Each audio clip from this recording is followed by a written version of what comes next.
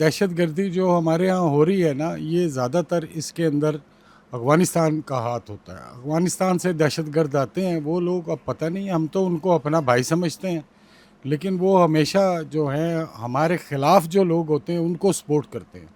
کبھی وہ انڈیا کو سپورٹ کرتے ہیں، پاکستان کو نہیں. پاکستان نے ہمیشہ ان کو 40-45 سال سے ان کو کھلایا پلایا، ان کو یہاں رہے پیدا ہوئے، لیکن وہ ہمارے ملک کے خلاف ہی دہشت گردی میں. پاکستان کو یہ کرنا چاہیے کہ ان کو جڑ سے اکھاڑ کے باہر پھینکے، جیسے پہلے کیا تھا.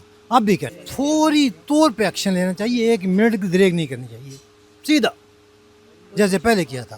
ہماری اپیل ہے کہ وہ اگر اس طرح دہشت گرد آتے پھرتے ہیں تو ان کو کلا کیما کریں، ان کو جڑ سے اکھاڑ کے باہر پھینکیں. سر سب سے بڑی بات یہ ہے نا سر، آج کتنا عرصہ ہو گیا کہ افغانی ہمارے ملک پاکستان میں مقیم ہے.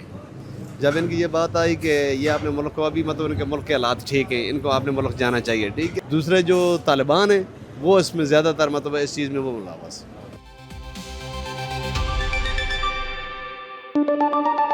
In Afghanistan, the various order and decrees of Afghan Supreme Leader Haibatullah Akhundzada are once again under discussion.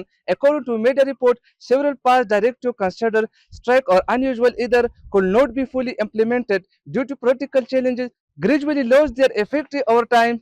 According to media report, several verbal and written order issued by the Afghan regime leadership were particularly difficult to enforce, and over time they either fade away or saw significant reduced implementation. The report said that a temporary ban on broadcasting image of living being on television was enforced in some area, but later could not be sustained due to practical difficulties. Similarly, an order regarding the shutdown of the internet was also reported. However, according to information, it was withdrawn after a short period. The media report further stated that directives such as restricting women from leaving their home without a guardian were also issued, but due to social and economic reality, especially the situation of thousands of widows and poor women, full enforcement was not possible. It also added that some orders related to land disputes and other administrative matters were not fully implemented, while recent discussions have also emerged regarding a possible ban of smartphone and WhatsApp use. Analysts say there are also differing opinions within the Afghan regime regarding the need for a clear